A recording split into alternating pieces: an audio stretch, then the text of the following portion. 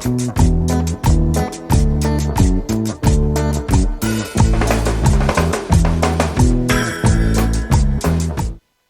ఇంక ఇంట్లోకి వెళ్ళామానే ఇవాళ వెళ్ళమ్మ కోసుకున్నాడు పుట్టాడు పైన ఉంటుందని తెలియదు ఆయన నీకు లేచి పైన అంతా చేస్తే ఇంక ఇంట్లోకి వెళ్తలేదు. అరే అత్తానే కదా తానం చేసినా కదా మరి. అదే నేను పిలిస్తేనేమో నేను తానం చేయొద్దా నేను రావద్దా అంటావు. సప్పుడేక నేను చేసుకుంటావు అని ఎన్ని పనులు అన్న చేయని ఇంట్లోకి వెళ్ళైతే వెళ్ళవు.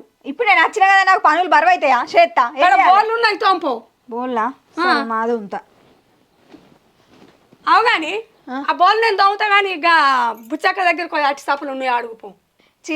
గా అట్టి చేపలు ఎందుకు చికెన్ తెచ్చుకుందాం కదా మంచిగా. ఎప్పుడన్నా ఎల్లమ్మ కోసిన మొక్కమేనా ఆయన ఇది గా ఎల్లవ తల్లికి చికెన్ ఎక్కుతా అదే చికెన్ ఎక్కది ఇన్ని ఉలువలు అణువులు గుడాలు వేయాలి కళ్ళు తేవాలి పిండి చేపల కూర వండాలి మొక్కాలి ఆ తల్లికి కుడుక కనం పెట్టుకొని. అబ్బో పిండి చేపల కూర ఆ పేరు ఇంటర్నెట్లో అనిపిస్తుంది ఏమద్దది. అది ఎట్లా ఉంటుందని నీకు తినబుద్ధి అని తెచ్చి మొక్కుతావు దేవునికి. ఎలా తల్లికి ఎక్కేటి ఇవి నువ్వు కొత్త చిరత్త పెట్టకు. సరే నేను అవి అడకత్తాను దాంతో దేవునికి మొక్కేవు కానీ నేనైతే చికెనే తెస్తా తిందాం.